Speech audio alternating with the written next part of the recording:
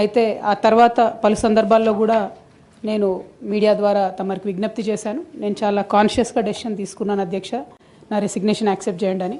కానీ 4 నెలల సమయంలో కూడా ఆ నిర్ణయం మీరు తీసుకోలేదు అధ్యక్ష.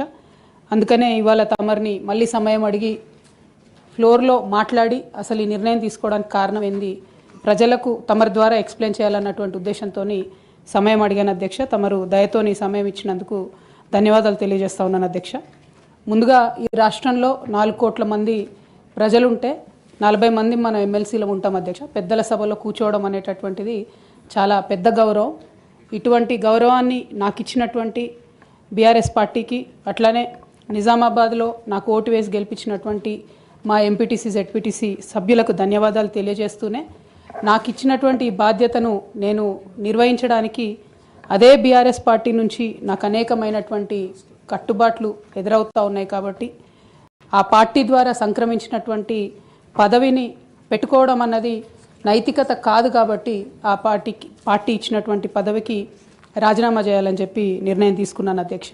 దాన్ని తమరు యాక్సెప్ట్ చేయాలని ఫ్లోర్ ఆఫ్ ది హౌస్లో అడుగుతా ఉన్నాను అధ్యక్ష. అదేవిధంగా అధ్యక్ష, తమరికి తెలుసు అధ్యక్ష, నేను గత 20 సంవత్సరాలుగా ప్రజా జీవితంలో ఉన్నటువంటి వ్యక్తిని. తెలంగాణ ఉద్యమ సందర్భంలో అనేక మంది కేసీఆర్ గారి నాయకత్వం పట్ల, ప్రొఫెసర్ జయశంకర్ గారి నాయకత్వం పట్ల ఇన్స్పైర్ అయ్యి ఎంతోమంది ఉద్యమంలోకి వచ్చినటువంటి వ్యక్తుల్లో నేను ఒకదానిగా ఆనాడు 2006లో ఉద్యమంలోకి వచ్చాను అధ్యక్ష. 2006లో నేను ఉద్యమానికి వచ్చేటప్పటికే బీఆర్ఎస్ పార్టీ పొలిటికల్గా ఒక శక్తిగా ఎదిగింది అధ్యక్ష. ఆనాటికే యూనియన్ క్యాబినెట్ మినిస్టర్గా కేసీఆర్ గారు కూడా ఉన్నారు. అయినప్పటికీ నేను బీఆర్ఎస్ పార్టీలోకి రాకుండా ఇండిపెండెంట్గా తెలంగాణ జాగృతి అనేటటువంటి సంస్థను స్థాపించి ఆ సంస్థ ద్వారా తెలంగాణ ఉద్యమంలో ఎక్కడైతే గ్యాప్ ఉందో ఆ గ్యాప్ని ఫుల్ఫిల్ చేయడానికి, ముఖ్యంగా మహిళా లోకాన్ని తెలంగాణ ఉద్యమంలోకి తీసుకురావడానికి, యువమిత్రుల్ని తెలంగాణ ఉద్యమంలోకి తీసుకురావడానికి అనేక కార్యక్రమాలు చేపట్టడం జరిగింది అధ్యక్ష. అందులో ప్రధానంగా ఏదైతే మన సంస్కృతి గురించి అనేకమైనటువంటి చిన్న చూపు చూసేటటువంటి పరిస్థితి ఉన్నటువంటి సందర్భంలో మన బతుకమ్మ మన గౌరవం అని చెప్పి బతుకమ్మ పండుగను ముందుకు తీసుకెళ్ళి నేను ఊరూరా తిరుగుతూ మరి బతుకమ్మ పండుగ మన ఆత్మగౌరవానికి ప్రతీక అని చాటి చెప్పేటటువంటి ప్రయత్నం చేశాను అధ్యక్ష. అదేవిధంగా మన చరిత్రకు సంబంధించి 3000 సంవత్సరాల తెలంగాణ చరిత్రను కూడా నేను ప్రత్యేకించి ఒక చారిత్రక బృందాన్ని కూడా పెట్టుకొని మరి పుస్తకాలను కూడా వెలువరించడం జరిగింది అధ్యక్ష. తెలంగాణలో ఉన్నటువంటి చారిత్రక కట్టడాలను పరిరక్షించడానికి, ఆ కట్టడాల చుట్టూ ఉన్నటువంటి చరిత్రను కూడా నేను నిక్షిప్తం చేయడానికి చేయని ప్రయత్నం అంటూ లేదు అధ్యక్ష. అట్లానే ప్రధాన స్రవంతి మీడియాలో, సినిమాల్లో మనకు జరుగుతున్నటువంటి అవమానం పట్ల ఆనాడు ఉమ్మడి రాష్ట్రంలో చాలా తీవ్రంగా కొట్లాడడం జరిగింది అధ్యక్ష. మన భాషను, మన యాసను ప్రొటెక్ట్ చేయడానికి నా వంతు ప్రయత్నం చేశాను అధ్యక్ష. అప్పటికే ఉమ్మడి రాష్ట్రంలో ఉన్నటువంటి పాఠ్య పుస్తకాల్లో కూడా మన తెలంగాణ మహనీయుల చరిత్ర లేకపోవడం, మన తెలంగాణ సాంస్కృతిక అంశాలు లేకపోవడం, మన తెలంగాణ భాష పట్ల వివక్ష ఉండడం పట్ల కూడా శ్రీకృష్ణ కమిటీకి ఆనాడు ఇచ్చినటువంటి రిపోర్ట్లో కూడా తెలంగాణ జాగృతి తరఫున మేము ఇవ్వడం జరిగింది అధ్యక్ష. శ్రీకృష్ణ కమిటీ ఇచ్చినటువంటి ఫైనల్ రిపోర్ట్లో కూడా ఆ వాస్తవాలని వాళ్ళంతా ఊటంకించడం జరిగింది అధ్యక్ష. ఇవన్నీ కూడా మరి తెలంగాణ ప్రజలు కూడా మర్చిపోరు అధ్యక్ష. ఇవన్నీ చేస్తూ వచ్చినాం.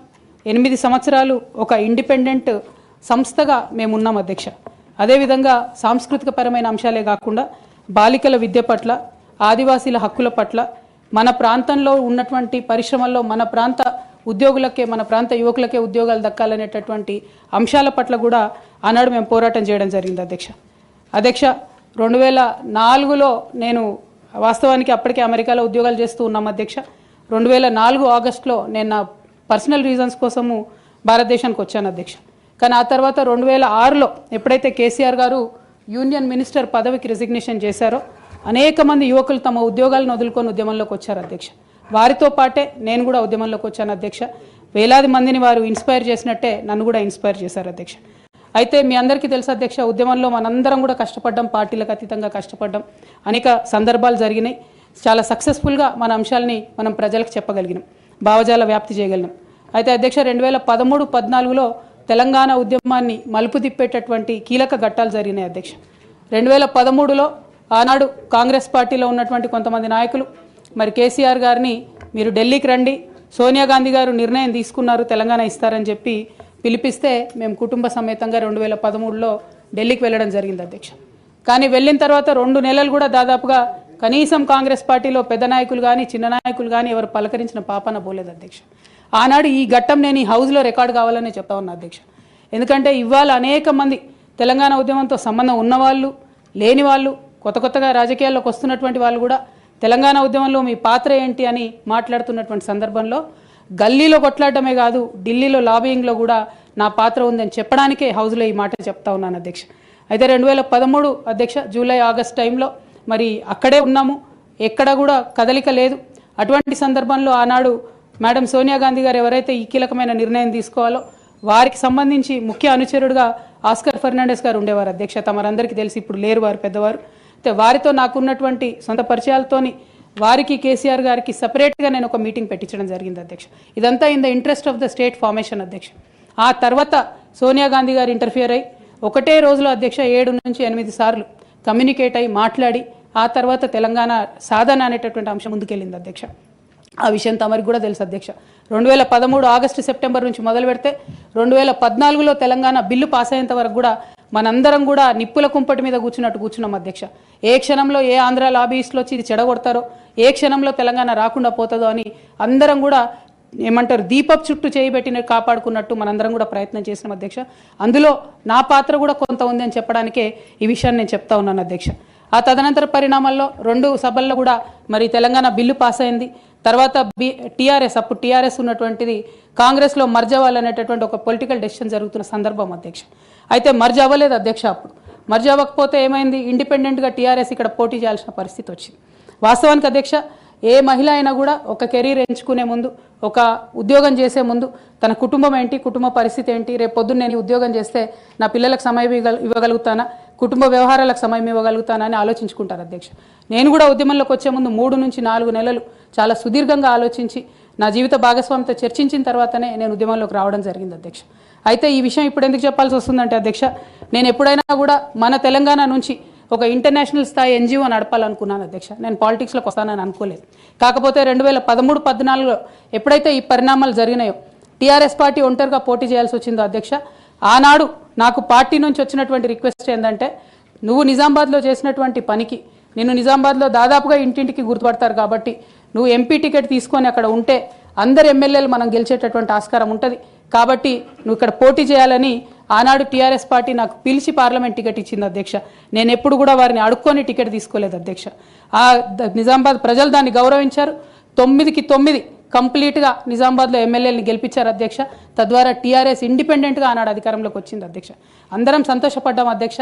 నేషనల్ పార్టీస్ మీద డిపెండ్ కాకుండా ఒక స్వీయ రాజకీయ అస్తిత్వం ఈ రాష్ట్రానికి ఉంటుందని చెప్పి టీఆర్ఎస్ పార్టీ అధికారంలోకి వస్తే తెలంగాణ ప్రజలకు మేలు జరుగుతుందని చెప్పి అందరం కూడా పనిచేసాం అధ్యక్ష, కష్టపడ్డాం. అదేవిధంగా మొదటిసారి పార్లమెంట్లో ఉన్నటువంటి మనందరం కూడా మీకు తెలుసు అధ్యక్ష, ఇక్కడ కూడా చాలామంది సహచరులు ఉన్నారు. చాలా అంశాల మీద, విభజన అంశాల అన్నిటి మీద కూడా నిరంతరం పోరాటం చేసి అది హైకోర్టు సాధించుకోవడం కావచ్చు అధ్యక్ష, కాళేశ్వరం లాంటి పెద్ద ప్రాజెక్టులకు అనుమతులు సాధించుకోవడం కావచ్చు అధ్యక్ష, అనేక అంశాల మీద కొట్లాడి కూడా పనిచేసినాం అధ్యక్ష.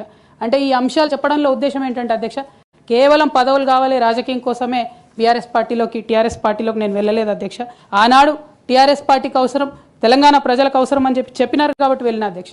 వెళ్ళిన తర్వాత కూడా నిజామాబాద్ పార్లమెంట్లో ఉన్నటువంటి వారందరికీ తెలుసు అధ్యక్ష, ఒక 20 సంవత్సరాలు పెండింగ్ ఉండే అధ్యక్ష నిజామాబాద్ పెద్దపల్లి రైల్వే లైన్. కానీ మొదటి 2-3 సంవత్సరాలలోనే వెంటబడి నేను అది పూర్తి చేసుకోగలిగిన అధ్యక్ష. అంటే ఇట్లా ఒక్కొక్కటి ఏ రోల్ ఇస్తే ఆ రోల్లో పనిచేసుకుంటూ వెళ్ళినాం అధ్యక్ష. ఏ రోల్ ఇస్తే ఆ రోల్లో డెడికేటెడ్గా తెలంగాణ ప్రజలకు పనికొచ్చేటట్టుగా చేసినాం అధ్యక్ష. సో 2014లో తెలంగాణ జూన్ 2న వస్తే సెప్టెంబర్లో బతుకమ్మ పండుగ వచ్చింది అధ్యక్ష. నేను అంతకుముందు తెలంగాణ జాగృతి నుంచి దాదాపుగా 8-9 సంవత్సరాల నుంచి కంటిన్యూస్గా బతుకమ్మ పేరుతోని ప్రతి సంవత్సరం కార్యక్రమాలు చేసేదాన్ని అధ్యక్ష. 2014లో వచ్చినటువంటి బతుకమ్మ, తెలంగాణ రాష్ట్రం ఏర్పడ్డ తర్వాత వచ్చినటువంటి మొదటి బతుకమ్మ నుండే నా మీద రిస్ట్రిక్షన్స్ ప్రారంభమైనాయి అధ్యక్ష. పొలిటికల్ పార్టీలో ఒక వ్యక్తిని స్వేచ్ఛను ఎట్లా హరిస్తారని చెప్పడానికే ఎగ్జాంపుల్ చెప్తా ఉన్నాను అధ్యక్ష. ఇక్కడ పర్సనల్ ఇష్యూస్ మాట్లాడకుండా నేను రూల్ పొజిషనే కోట్ చేసి మాట్లాడతాను అధ్యక్ష. Section 29A of representation of people's act ఉంటుంది అధ్యక్ష. It is a statutory obligation for political parties to follow democratic norms. అంటే ఒక వ్యక్తి ఒక పార్టీలో చేరాడంటే ఆ వ్యక్తి యొక్క భావజాలాన్ని కానీ, ఆ వ్యక్తి యొక్క భావ ప్రకటన స్వేచ్ఛను కానీ ఆ పొలిటికల్ పార్టీస్ హరించడానికి లేదు అధ్యక్ష.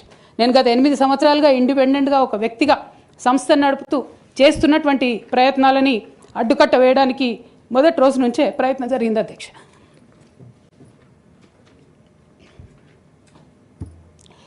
కానీ ఎక్కడ కూడా నేను తెలంగాణ బిడ్డలని తెలంగాణ ప్రజల్ని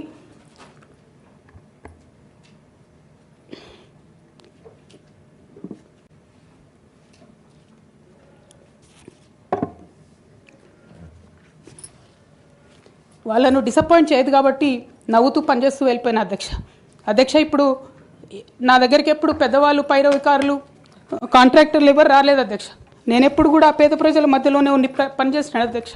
నా దగ్గరికి వచ్చినటువంటి బీడీ కార్మికులు కావచ్చు, బీడీ టేకేదారులు కావచ్చు, అంగన్వాడీ టీచర్లు కావచ్చు, ఆశా వర్కర్లు కావచ్చు, ఐకేపీ ఎంప్లాయీస్ కావచ్చు అధ్యక్ష, అదేవిధంగా జిహెచ్ఎంసీ కార్మికులు కావచ్చు అధ్యక్ష, టీచర్లు కావచ్చు అధ్యక్ష, నిరుద్యోగులు కావచ్చు, ఆడబిడ్డలు కావచ్చు, సింగరేణి ఉద్యోగులు కావచ్చు, కరెంట్ ఎంప్లాయీస్ కావచ్చు, ఎవరు వచ్చినా అధ్యక్ష నేను కాదనకుండా నాకెంత వీలైతే అంత పనిచేసి పెట్టేటటువంటి ప్రయత్నం చేసిన అధ్యక్ష. అయినా సరే అధ్యక్ష పార్టీ మౌత్ పీసులుగా ఉండేటటువంటి పార్టీ పేపర్లు, పార్టీ ఛానళ్ళు ఏ ఒక్కరు కూడా ఎన్నడూ కూడా మద్దతు ఇవ్వలేదు అధ్యక్ష. అయినా సరే ధైర్యం వదులుకోకుండా మొక్కువని ప్రయత్నంగా నేను ప్రయత్నం చేస్తూనే వెళ్ళాను అధ్యక్ష. తెలంగాణ రాకముందు బీఆర్ఎస్ ప్రభుత్వం ఏర్పడకముందు ఒక మాట అనుకున్నాం అధ్యక్ష. కేసీఆర్ గారే పదే ఈ మాట చెప్పారు. ఉమ్మడి రాష్ట్రంలో మనకు కాంట్రాక్ట్ వ్యవస్థ వచ్చింది, మరి కాంట్రాక్ట్ ఎంప్లాయీస్తోని, అవుట్సోర్సింగ్ ఎంప్లాయీస్తోని దేశానికి నష్టం జరుగుతుంది, రాష్ట్రానికి నష్టం జరుగుతుంది, అందరికన్నా ఎక్కువ తెలంగాణ యువకులకు నష్టం జరుగుతుందని చెప్పారు అధ్యక్ష. ఆనాడు వారు సరదాగా ఒక మాట అనేవాళ్ళు, అందరికీ కాంట్రాక్ట్ పోస్ట్ ఉంది, మరి ముఖ్యమంత్రికి కూడా కాంట్రాక్ట్ పోస్ట్ ఉంటుందా అని చెప్పి ప్రశ్నించేవారు అధ్యక్ష. కానీ తెలంగాణ వచ్చిన తర్వాత 10 ఏళ్లలో కూడా కాంట్రాక్ట్ వ్యవస్థను మనం రద్దు చేసుకోలేకపోయినాం అధ్యక్ష. అది కాకుండా అవుట్సోర్సింగ్ ఎంప్లాయీస్, అవుట్సోర్సింగ్ వ్యవస్థను పెంచి పోసిపోయినాం అధ్యక్ష. బాధతో చాలా ఆవేదనతో నేను ఈ మాటలు చెప్తా ఉన్నా అధ్యక్ష. తెలంగాణ సమాజానికి ఏదైతే ప్రశ్నించడం నేర్పించినటువంటి బీఆర్ఎస్ పార్టీ అధ్యక్ష, అంతర్గత వేదికలలో అనేక సందర్భాలలో నేను ప్రశ్నిస్తే అధ్యక్ష నా మీద కక్ష కట్టారు అధ్యక్ష. కేసీఆర్ గారు చుట్టూ ఉన్నటువంటి కొందరు వ్యక్తులు, తప్పక చెప్తున్నాను అధ్యక్ష ఈ మాట, ఎందుకంటే భారతదేశ రాజ్యాంగం ప్రకారం రాజకీయ పార్టీలు ఏవైనా కూడా ప్రజలకు ఒక దిక్సూచిగా నిలవాలి అధ్యక్ష, ప్రజలకు ఒక దారిదీపంగా నిలవాలి. పార్టీలోనే అంతర్గత ప్రజాస్వామ్యం లేకపోతే రాష్ట్రంలో ఎట్లా ప్రజాస్వామ్యం ఉంటుందనే విషయాన్ని కూడా మనందరం గమనించాలి కాబట్టి ఈ మాట చెప్తా ఉన్నాను అధ్యక్ష. మరి కక్షగట్టి నన్ను ప్రశ్నించినందుకు పార్టీ నుండి బయటకు పంపించారని చెప్పి చెప్పక తప్పదు అధ్యక్ష. మొదటి సంవత్సరం నుంచే రాష్ట్ర స్థాయి నిర్ణయాలలో ఎక్కడ కూడా నా పాత్ర లేకుండా కట్టుబడి చేసినారు అధ్యక్ష. ఇవాళ ఆనాడు బాధపడ్డా ఇవాళ నేను సంతోషపడతా ఉన్నా అధ్యక్ష. ఎందుకంటే అధ్యక్ష ధర్నా చౌక్ రద్దు చేయడం అనేటటువంటిది ప్రజాస్వామిక హక్కుల్ని కాలరాయడంలో మొదటి మెత్త అధ్యక్ష. ఆనాడు ఇంటర్నల్గా ఎంత ప్రొటెస్ట్ చేసినా కూడా రాష్ట్రం వచ్చింది, ఇప్పుడు ధర్నాలు ఎందుకు, దరఖాస్తులు లేవు, ధర్నాలు లేవు, అన్ని పనులు చేసి పెడతామని చెప్పుకుంటూ వెళ్ళడం జరిగింది అధ్యక్ష.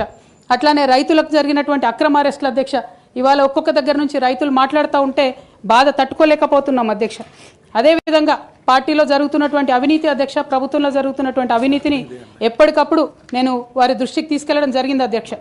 అమరజ్యోతి నుంచి మొదలు పెట్టుకుంటే అధ్యక్ష, అంబేద్కర్ విగ్రహం దగ్గర నుంచి మొదలు పెట్టుకుంటే అధ్యక్ష, సెక్రటేరియట్ నుంచి మొదలు పెట్టుకుంటే అధ్యక్ష, కలెక్టరేట్లలో కూడా తీరని అవినీతి జరిగిన మాట ముమ్మాటికి వాస్తవం అధ్యక్ష. దీనికి పెద్ద ఉదాహరణలు సిద్దిపేట, సిరిసిల్లలో కట్టినటువంటి కలెక్టరేట్లు 2 వచ్చినటువంటి మొదటి వర్షానికే 2 కూడా మునిగిపోయినాయి అధ్యక్ష. ఆ విజువల్స్ అందరం కూడా మనం చూడడం జరిగింది. ఇక సిద్దిపేటలో, సిరిసిల్లలో కట్టిన కలెక్టరేట్లకే దిక్కు లేకపోతే మొత్తం రాష్ట్రంలో కట్టినటువంటి అన్ని బిల్డింగ్లు ఎట్లుంటాయన్న విషయాన్ని కూడా ఒకసారి తెలంగాణ ప్రజలు ఆలోచించుకోవాలి అధ్యక్ష. ఒక పక్క నిజం మాట్లాడే వాళ్ళను, సూటిగా మాట్లాడే వాళ్ళను, ఉన్నట్టు చెప్పే వాళ్ళను రిస్ట్రిక్ట్ చేయడమే కాకుండా అధ్యక్ష ఉద్యమకారుల విషయంలో తీరని నిర్లక్ష్యం గురైంది అధ్యక్ష. అనేక సందర్భాల్లో నేను పార్టీ నాయకులని, పెద్ద నాయకులను కూడా అనేక సందర్భాల్లో అడిగిన అధ్యక్ష. వేరే విధంగా సహకరించకపోతే, వేరే విధంగా వాళ్ళకి హెల్ప్ చేయలేకపోతే కనీసం సీఎం రిలీఫ్ ఫండ్ కింద మనిషికి 10 లక్షలు ఇద్దాం, ఎక్కడోళ్ళు అక్కడ సెటిల్ అయిపోతారు అధ్యక్ష అని కూడా అడిగినాం అధ్యక్ష. అది కూడా చేయలేదు. 43 లక్షల మందికి పెన్షన్లు ఇస్తున్నామని గర్వంగా మనం చెప్పుకుంటున్నాం. ఉద్యమకారులు కాన్స్టిట్యున్సీకి 1000 మంది కూడా ఉండరు. ఆ 1000 మందిని పట్టుకుంటే ఇంకో 1,00,000 మందికి ఎక్కువైతుంది. వాళ్ళకు పెన్షన్ ఇస్తే లాగుంటుంది, గౌరవంగా ఉంటుందని అనేక సందర్భాల్లో చెప్పినాం అధ్యక్ష. అది కూడా 69లో పనిచేసినటువంటి ఉద్యమకారులు వాళ్ళ స్ఫూర్తిని తీసుకొనే మనం ముందుకెళ్ళినామని చెప్పి మనం చెప్పుకున్నాం అధ్యక్ష. కానీ వారిని కూడా ఎన్నడూ కూడా గుర్తించలేకపోయినాం అధ్యక్ష. అదేవిధంగా విద్య విషయంలో అధ్యక్ష మన మెయిన్ ట్యాగ్ లైన్ నీళ్లు, నిధులు, నియామకాలు అనేటటువంటి మన మెయిన్ ట్యాగ్ లైన్ ఏదైతే ఉంటుందో అధ్యక్ష, అన్నిటినీ కూడా గండు కొట్టుకుంటూ పోయినాం అధ్యక్ష. విద్య విషయంలో, నియామకాల విషయంలో, అన్ని విషయాల్లో అదే జరిగింది అధ్యక్ష. అదేవిధంగా కొందరు ప్రజాప్రతినిధులు చేస్తున్నటువంటి దురాగతాలని కూడా ఎప్పటికప్పుడు నేను అధిష్టానానికి చేరవేసిన అధ్యక్ష. దాని మీద ఎటువంటి చర్యలు లేవు అధ్యక్ష. దానికి ప్రత్యక్ష నిదర్శనం ఇసుక దందాల్లో చేసినటువంటి అక్రమాలతోని నేరేళ్ల లాంటి దురాగతాలు జరిగినాయి అధ్యక్ష. దళిత బిడ్డల మధ్యలో అనవసరంగా బలైపోయినారు అధ్యక్ష. కానీ దాని మీద కూడా ఎటువంటి చర్యలు తీసుకోకపోవడం, అది అప్పుడు బీఆర్ఎస్ ప్రభుత్వం తీసుకోకపోవడం, ఇప్పుడు కాంగ్రెస్ ప్రభుత్వం చర్యలు తీసుకోకపోవడం కూడా చాలా దారుణం అధ్యక్ష. బోధన్ షుగర్ ఫ్యాక్టరీ అధ్యక్ష, నా ప్రాంతం అధ్యక్ష, నా బోధన్ మా అత్తగారిల్లు. ఒక 10 ఏళ్లలో కనీసం ఒక 100 సార్లు అడుగుంటాం అధ్యక్ష బోధన్ షుగర్ ఫ్యాక్టరీని తెప్పియాలని చెప్పి. బోధన్ షుగర్ ఫ్యాక్టరీ విషయంలో చేసినటువంటి నిర్లక్ష్యానికి మాత్రం నేను పర్సనల్గా చాలా అవమానంగా ఫీల్ అయిన అధ్యక్ష. అయినప్పటికీ ఇప్పటికి కూడా బోధన్ షుగర్ ఫ్యాక్టరీ తెరచకపోవడం, తెలంగాణ వచ్చి కూడా మా బోధన్ బిడ్డలకు న్యాయం జరగలేదన్న విషయం అర్థమవుతోంది అధ్యక్ష. అదేవిధంగా అధ్యక్ష, కేసీఆర్ గారి దగ్గర మాట్లాడే ధైర్యం నాకు ఒక్కదానికే ఉంది కాబట్టి అధ్యక్ష, ఈ అన్ని అంశాలు నేను ఎప్పటికప్పుడు అడుగుతూ వెళ్ళినా అధ్యక్ష. సరే, పర్సనల్గా వారు నాకు తండ్రి, పార్టీ అధ్యక్షులు, ఒక 2 విషయాలు చేసినా ఒక 2 విషయాలు చేయకపోయినా నడుస్తుంటుంది పార్టీ అన్నప్పుడు, ఇంత పెద్ద వ్యవస్థ ఉంటే అనుకోవచ్చు అధ్యక్ష. కానీ కింద ఉండేటటువంటి అనేక వ్యక్తులు కంటిన్యూస్గా దురాకతలు చేస్తుంటే కూడా మరి చూసుకోకపోతే కరెక్ట్ కాదు అధ్యక్ష. అదేవిధంగా టీఆర్ఎస్ నుండి బీఆర్ఎస్గా మారుస్తామనేటటువంటి ఒక కీలకమైన నిర్ణయం తీసుకోవడం జరిగింది అధ్యక్ష. ఆనాడు కూడా ఆ మీటింగ్ నేను అటెండ్ అవ్వలేదు అధ్యక్ష. నేను ఒప్పుకోలేదు, ఈ పేరు మార్పుకు ఒప్పుకోలేదు, నేషనల్ పాలిటిక్స్లోకి వెళ్ళడం కూడా నేను ఒప్పుకోలేదు అధ్యక్ష. అంటే ఒక మాట అధ్యక్ష, ఇట్లాంటి హౌస్లో చెప్పొచ్చో లేదో కానీ తెలంగాణలో ఏం పీక్ కట్టలు కట్టినామని నేషనల్కి పోయి చేస్తాం అధ్యక్ష. మనం ఎన్ని పనులు మిగిలినాయి అధ్యక్ష తెలంగాణలో చేయాల్సినాయి? 2 పెద్ద రివర్స్లో, ఒక పక్క గోదావరి, ఇంకో పక్క కృష్ణ, 1,89,000 కోట్లు ఖర్చు పెట్టినాం అధ్యక్ష. కొత్తగా ఇచ్చిన ఆయకట్టు ఎంత అంటే 14 లక్షల ఎకరాలు అధ్యక్ష. 1,89,000 కోట్లు అంటే ఎంత అధ్యక్ష? 1,00,000 కోట్లు ఖర్చు పెడితే 20 లక్షల మంది పేద ప్రజలకు ఇంటికి 5 లక్షలు వేసుకున్నా 20 లక్షల మందికి పేద ప్రజలకు ఇల్లు ఇవ్వచ్చు అధ్యక్ష మనం. కానీ 1,89,000 ఖర్చు పెడితే అధ్యక్ష జరిగింది ఎవరికి, ఒరిగింది ఎవరికి అంటే, ఒక వ్యక్తి 1989లో కంపెనీ పెట్టుకున్న ఆయన మన తెలంగాణ వచ్చిన తర్వాత ఫోర్బ్స్ జాబితా ఉంటుంది అధ్యక్ష. దాంట్లో 45వ స్థానం ఒక కాంట్రాక్టర్ దక్కించుకున్నాడు అధ్యక్ష. అంతకుమించి జరిగింది ఎవరికి ఏం లేదు అధ్యక్ష. ఇండ్లు లేని పేద ప్రజలకు ఇండ్లు రాలే అధ్యక్ష. కానీ ఆ కంపెనీకి మాత్రం 1,02,666 కోట్ల విలువైన ప్రాజెక్టులు ఒకటే కంపెనీకి పోయింది అధ్యక్ష. ఇది ప్రైవేట్ విషయం అని అనిపించవచ్చు అధ్యక్ష. కానీ తెలంగాణ రాష్ట్రం తెచ్చుకున్నదే ట్రాన్స్పరెన్సీ కోసం, తెలంగాణ రాష్ట్రం తెచ్చుకున్నదే అకౌంటబిలిటీ కోసం, తెలంగాణ రాష్ట్రం తెచ్చుకున్నదే ఇండిపెండెన్స్ కోసం. ఇవేవి లేనటువంటి తెలంగాణ రాష్ట్రాన్ని మనం ఊహించని కూడా ఊహించలేము అధ్యక్ష. చూసుకుంటూ ఊరుకోవడం కూడా సరికాదు అధ్యక్ష. అదేవిధంగా అధ్యక్ష, ఇంకో పక్క తెలంగాణను పదే మోసం చేస్తున్నటువంటి భారతీయ జనతా పార్టీ అధ్యక్ష, ఒక్క ప్రాజెక్ట్ కూడా నేషనల్ ప్రాజెక్ట్ హోదా ఇయ్యలేదు అధ్యక్ష. ఒక్కటంటే ఒక్కటి కూడా విభజన హామీలు అమలు చేయలేదు అధ్యక్ష. ఐఐటిఆర్ లాంటి సంస్థ మన దగ్గర వస్తే ఎంతోమంది యువకులకు ఉద్యోగాలు వచ్చాయి అధ్యక్ష. అవి పర్సనల్గా ఇవ్వకుండా ఆపారు అధ్యక్ష. అనేక కంపెనీలకు అయితే మీరు మహారాష్ట్ర బోండి, గుజరాత్ బోండి అని చెప్పి భారతీయ జనతా పార్టీ పెద్ద నాయకులు చెప్పి ఇక్కడ యువకులకు అన్యాయం చేశారు అధ్యక్ష. భారతీయ జనతా పార్టీ మీద ఎడతెగని పోరాటం నేను చేశాను అధ్యక్ష. అది పార్లమెంట్లో మాట్లాడడం కావచ్చు, బయట మాట్లాడడం కావచ్చు, అనేక అంశాల మీద కొట్లాడడం కావచ్చు అధ్యక్ష. ఇంత చేస్తే కేసీఆర్ గారి మీద కక్షతో అధ్యక్ష ఆఖరికి నన్ను జైల్లో కూడా పెట్టడం జరిగింది అధ్యక్ష. అయినప్పటికీ ఏనాడు మా పార్టీ నాకు అండగా నిలబడలేదు అధ్యక్ష. 3 సంవత్సరాలు నేను ఒక్కదాన్నే ఈడీతోని, సిబిఐతోని అనేక అంశాల్లో కొట్లాడుకున్న తప్పితే ఎక్కడ కూడా పార్టీ అండగా నిలబడలేదు అధ్యక్ష. ఇది ఎందుకు చెప్తా ఉన్నా అంటే అధ్యక్ష, ఒక పార్టీ అంటే ఒక సంఘం అధ్యక్ష. ఒక సంఘం అంటే ఒకే భావజాలంతో కలిసి పనిచేసే వ్యక్తులు అధ్యక్ష. ఒకడు గాయపడి పడిపోతే వాడిని ఎత్తుకొని పోతారు అధ్యక్ష, భుజాల మీద తీసుకొని పోతారు అధ్యక్ష. లేదు, నువ్వు మా భావజాలంతో కరెక్ట్గా లేవంటే తీసి ఆనాడే అవతల పడేయాలి అధ్యక్ష. అట్లా కాకుండా అదే పార్టీలో కొనసాగాలి, కానీ పార్టీ మీకు అండగా నిలబడదు అనేటటువంటిది కరెక్ట్ కాదు అధ్యక్ష. ఇది డెమోక్రటిక్ సిస్టంలో కాన్స్టిట్యూషన్ స్పిరిట్ని తీసుకొని పనిచేసేటటువంటి పొలిటికల్ పార్టీస్ బిహేవ్ చేయాల్సినటువంటి పద్ధతి కాదు అధ్యక్ష. ఇవన్నీ ఇట్లా జరుగుతూ వస్తున్నటువంటి క్రమంలో బీఆర్ఎస్ పార్టీ అధికారం కోల్పోయింది అధ్యక్ష. అధికారం కోల్పోయిన తర్వాత కాంగ్రెస్ పార్టీ వచ్చి ఒక ఎంక్వైరీ చేసింది అధ్యక్ష, ఘోష్ కమిటీ అని. బీఆర్ఎస్ పార్టీలో ఉన్నటువంటి ఏ పెద్ద నాయకుడు కూడా మాట్లాడాడు అధ్యక్ష. కేసీఆర్ గారు అంటే ఎవరు మాట్లాడరు, అదే కేటీఆర్ గారినో హరీష్ రావు గారినో అంటే అందరు లేచి నిల్చొని మాట్లాడతారు అధ్యక్ష. నేను ఒకటే అంటే అధ్యక్ష, ఒక నాయకుడిని నమ్ముకొని ప్రాంతీయ పార్టీ అంటే ఏంది అధ్యక్ష? ఒక నాయకుడు అధ్యక్ష. ఆ నాయకుడు ఆయన భావజాలం, ఆయన ఐడియాలజీ మీద నడిచేదే ప్రాంతీయ పార్టీ. అది ఎన్టీఆర్ గారు పెట్టిన పార్టీ కావచ్చు, కేసీఆర్ గారు పెట్టిన పార్టీ కావచ్చు. ఆ పార్టీ నాయకుడికే దెబ్బ తగిలితే, ఆ పార్టీ నాయకుడి మీదకే మచ్చ వస్తే పార్టీ మనుగడకే అర్థం ఉండదనేటటువంటి ఉద్దేశంతో ఘోష్ కమిటీ అప్పుడు కూడా నేను ఒక్కదాన్నే జాగృతితోని ధర్నా చేసిన అధ్యక్ష. ఏ ఒక్కరు మాట్లాడరు అధ్యక్ష. ఆ తర్వాత అర్ధరాత్రి 2 గంటలకు కాంగ్రెస్ ప్రభుత్వం అసెంబ్లీలో సిబిఐ ఎంక్వైరీకి ఇస్తామంటే కూడా తెల్లారి 12, 1 గంటలు 2 గంటల వరకు కూడా మా బీఆర్ఎస్ పార్టీలో ఒక్క పెద్ద నాయకుడు కూడా మాట్లాడాడు అధ్యక్ష. కేసీఆర్ గారిని ఏమన్నా మాట్లాడారు అధ్యక్ష. మరి అట్లాంటి పార్టీ ఎందుకు ఉండాలి, ఉంటే ఏంది పోతే ఏందని నేను ప్రెస్ మీట్ పెట్టి బలంగా మాట్లాడిన అధ్యక్ష. నేను మాట్లాడలేదని నేను అంటలేను అధ్యక్ష. డెఫినెట్గా అవినీతి పరుల పేరు చెప్పిన, నేను హరీష్ రావు గారి పేరు చెప్పిన, వారి టీంలో ఉన్న అందరి సభ్యుల పేరు చెప్పిన అధ్యక్ష. ఇప్పుడు కూడా చెప్తాను అధ్యక్ష. కానీ అధ్యక్ష చెప్పిన తర్వాత తెల్లారి 2 గంటల లోపల నన్ను సస్పెండ్ చేసిండ్రు అధ్యక్ష. నేను ఒకటే కోరుతా ఉన్నా అధ్యక్ష. ఇందాక నేనైతే representation of people's act quote చేసినాను అధ్యక్ష. అందులో సెక్షన్ 19.1C అని కూడా ఉంటుంది అధ్యక్ష. ఇది రైట్ టు అసోసియేషన్లో అధ్యక్ష ఆర్టికల్ 19.1C అంటే ఒక అసోసియేషన్లో మనం మెంబర్ అయినంత మాత్రాన ఖచ్చితంగా ఆ party membership does not place an individual outside the constitution అధ్యక్ష. Especially when it concerns the allegation of corruption, maladministration and breach of public trust lies at the core of protected political speech అధ్యక్ష. Political speech has to be protected by Constitution of India అధ్యక్ష. అదేవిధంగా అధ్యక్ష disciplinary action committee అన్నారు అధ్యక్ష. అధ్యక్ష అసలు BRS party constitution అధ్యక్ష ఒక నేషనల్ లెవెల్లో పనిచేయాలనుకునే పార్టీది 8 పేజీల కాన్స్టిట్యూషన్ అధ్యక్ష. అధ్యక్ష నిజంగా ఇవాళ నేను ధైర్యంగా చెప్తా ఉన్నా, ఆ constitution of BRS party is a joke అధ్యక్ష. ఏమి ఉండదు అందులో. అసలు పోయిన కమిటీ ఎప్పుడు వేసిర్రంటే ఎవరికి కూడా గుర్తుండదు అధ్యక్ష. నన్ను సస్పెండ్ చేసే ముందు డిసిప్లినరీ యాక్షన్ కమిటీ అని సడన్గా రాత్రికి రాత్రి పుట్టుకొచ్చింది అధ్యక్ష. పుట్టుకొచ్చి నన్ను సస్పెండ్ చేశారు అధ్యక్ష. కనీసం నన్ను పిలవాలా, కనీసం షోకాజ్ నోటీస్ ఇవ్వాలా, పోనీ ఇవ్వలేదు. ఎమర్జెన్సీ పవర్స్ వాడి అధ్యక్షుల వారే సస్పెండ్ చేశారు అనుకుంటే తర్వాత కనీసం ఫైనాలిటీ ఆఫ్ ద ఆర్డర్ కోసం అధ్యక్ష అపిలేట్ రూట్ తీసుకుంటే కనీసం తర్వాత ఎక్స్ప్లెనేషన్ అడగాలి అధ్యక్ష. ఎటువంటి పద్ధతి లేదు అధ్యక్ష. ఒక పార్టీ నడిపే పద్ధతి డెఫినెట్గా ఇది కాదు అధ్యక్ష.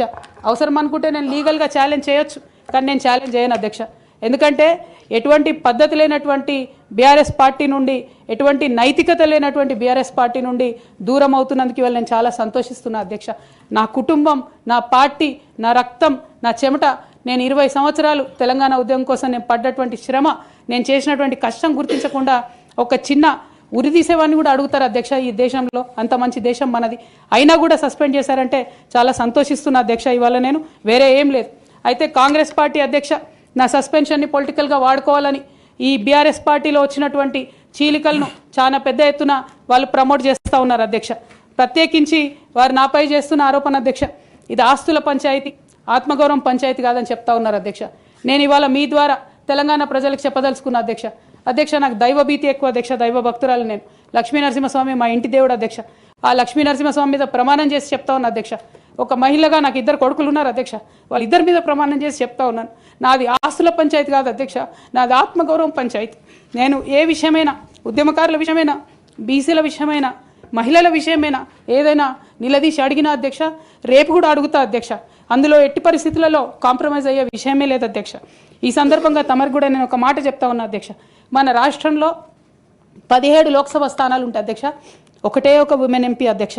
119 అసెంబ్లీ సీట్లు ఉంటాయి అధ్యక్ష. అన్ని పార్టీలు కలిపి 8 మంది ఉన్నారు అధ్యక్ష మహిళలు. 40 మంది ఉన్న ఈ శాసన మండలిలో 3 ఉన్నాం అధ్యక్ష లేడీస్. మేము ఇక నేను పోతే 2 మిగులుతారు అధ్యక్ష. కానీ ఎంత అన్యాయం అంటే అధ్యక్ష, ఎంత చిన్న చూపు అంటే మహిళలు అంటే పొలిటికల్ పార్టీస్కైనా ఆఖరికి కౌన్సిల్ కూడా అధ్యక్ష. నేను నిన్న మొన్న ఫామ్స్ సైన్ చేస్తున్నా అధ్యక్ష. ఎక్కడా కూడా సభ్యురాలని లేదు అధ్యక్ష. ప్రతి చోట కూడా సభ్యుడనే ఉన్నది. తమరన్న దయచేసి మార్చాలి అధ్యక్ష. ఈ మొత్తం 4 కోట్ల మంది ప్రజల్లో అధ్యక్ష మహిళల యొక్క పర్సెంటేజ్ అధ్యక్ష మన రాష్ట్రంలో ఇంత అధ్యక్ష 0.00003% అధ్యక్ష. ఇది మాకుండే రాజకీయమైనటువంటి రిప్రజెంటేషన్ అధ్యక్ష. రాజకీయంగా ప్రజల మధ్యలో కానీ పార్టీల మధ్యలో కానీ మాకున్నటువంటి రిప్రజెంటేషన్తో మేము ఆడవాళ్ళ కష్టాలు ఎవరికి చెప్పాలి అధ్యక్ష. ఒకనాడు కేసీఆర్ గారు అన్నారు అధ్యక్ష, ఈ దేశ రాజ్యాంగాన్ని మార్చాలి, మహిళలకు సమాన హక్కులు కావాలని. నేను అడుగుతా ఉన్నా అధ్యక్ష, పార్టీలు రాజ్యాంగాలు మార్చుకోవాలి అధ్యక్ష. ఇవ్వండి మహిళలకు సీటు. మీరు ఎంకరేజ్ చేయకపోతే ఎవరు ఇస్తారు అధ్యక్ష? ఎందుకోసం ఇస్తారు? మనం రాణి రుద్రమదేవి గురించి ఇలా మాట్లాడుకుంటున్నామంటే డెఫినెట్గా ఆమె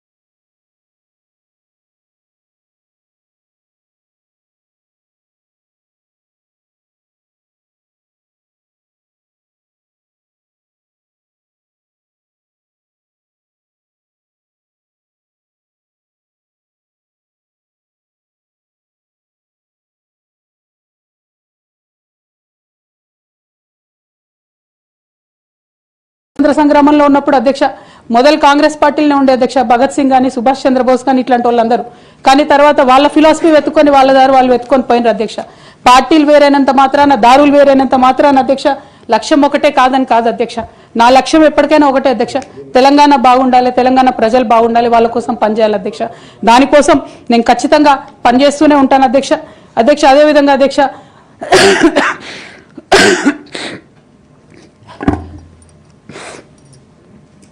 బీఆర్ఎస్ పార్టీ వైఫల్యాల్ని ఎండగడుతూ సక్సెస్ అయినటువంటి కాంగ్రెస్ పార్టీ అధ్యక్ష కంప్లీట్గా వాళ్ళు కూడా అన్ని అంశాలను ఇగ్నోర్ చేసినారు అధ్యక్ష. నేను రిక్వెస్ట్ చేస్తున్నా అధ్యక్ష, ప్రధానంగా విద్య విషయంలో, నీళ్ల విషయంలో వాళ్ళు చేస్తున్నటువంటి తప్పిదాలను మీరు కొనసాగిస్తే డెఫినెట్గా ప్రజలు మీకు బుద్ధి చెప్తారు, అందులో ఎటువంటి అనుమానం లేదు. నేను చివరిగా ఒక్క మాట చెప్తాను అధ్యక్ష, डरना नहीं किसी के भी पैरों के नाप से, डरना नहीं किसी के भी पैरों के नाप से, आखिर में पुण्य जीत ही जाएगा पाप से, आखिर में पुण्य जीत ही जाएगा पाप से. गीता में कृष्ण ने कहा अर्जुन से बस यही, गीता में कृष्ण ने कहा अर्जुन से बस यही, आखिर में पुण्य जीत ही जाएगा पाप से. అధ్యక్ష నేను నిజం పక్షాన ఉన్నాను అధ్యక్ష. అధ్యక్ష నేను నైతికత పక్షాన ఉన్నాను అధ్యక్ష. నేనేమి తప్పు చేయకుండా పార్టీలో కొంతమంది కక్షగట్టి మహిళా నాయకత్వం ఎదగకుండా పార్టీలో కొంతమంది కక్షగట్టి అధ్యక్ష ఎక్కడైతే ఉద్యమకారుల మాటలు కేసీఆర్ గారికి చేరుతాయో, ఎక్కడైతే సామాన్య కార్యకర్తల మాటలు కేసీఆర్ గారికి చేరుతాయో, ఎక్కడైతే పేదవాళ్ళ మాటలు కేసీఆర్ గారికి చేరుతాయి అనుకున్నారు అధ్యక్ష, వాళ్ళకు అడ్డు కూడా కట్టి ఇవాళ నన్ను పార్టీ బయట వేసినారు అధ్యక్ష. అటువంటి పార్టీలో నేను ఉండదలుచుకోలేదు అధ్యక్ష. కాకపోతే మీతో నేను రిక్వెస్ట్ చేస్తా ఉన్నా అధ్యక్ష, ఏ పొలిటికల్ పార్టీ అయినా అధ్యక్ష రాజ్యాంగాన్ని స్ఫూర్తిగా తీసుకొని పనిచేయాలి అధ్యక్ష. బీఆర్ఎస్ పార్టీ ఆ స్ఫూర్తితో లేదు అధ్యక్ష.